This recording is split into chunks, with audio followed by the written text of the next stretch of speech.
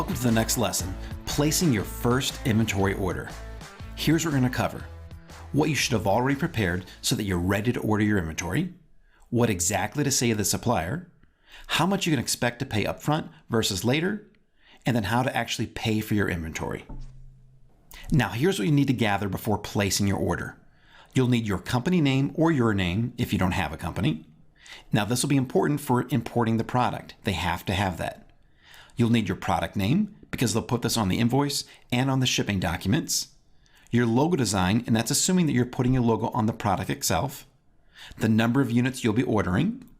Then you'll need your product packaging design, your insert designs, and any instruction manual designs as well. Now, if you don't have those last items, it's possible to go ahead and place your order without them and send them to your supplier once they're ready. Just be sure to ask your supplier if that's okay and how soon they'll need those designs.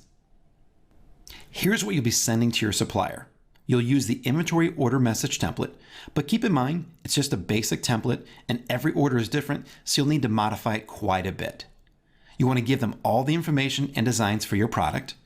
Let them know how you plan on shipping the products, by air, by sea, or maybe even a combination of both. You might want to send 100 units by air first to get going sooner, and then the rest by ocean. If you have a freight forwarder picked out, put them in touch with your supplier directly. I would do that in a separate email, copying both of them. And then you should receive an email back with an invoice, and your supplier will most likely call this a PI or a pro forma invoice, and they'll give you payment instructions along with it. Be sure to check the invoice for accuracy, such as quantity, packaging, color, and other options. And then it's completely normal if they ask you to pay 30% upfront and then 70% when the units are ready for shipment. Speaking of payments, here's how you can expect to pay for your order. More than likely, they'll ask you to pay for your inventory shipment via wire transfer from your bank. This is the most common method.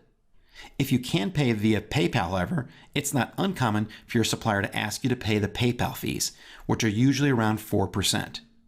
Remember, you should pay around 30% upfront. That's standard. Sometimes we've seen suppliers ask for 50% for new buyers such as yourself. And finally, after you've made the payment, be sure to check with the supplier to get confirmation that they received it. Here's what we covered in this very short lesson. We learned what you should have prepared so that you're ready to order your inventory, what exactly to say to your supplier, how much you expect to pay upfront versus later, and then how to pay for your inventory. That means that if you're ready, it's time to place your first inventory order. And then I'll see you in the next lesson where we'll talk about what happens after you place your order so you know what to expect.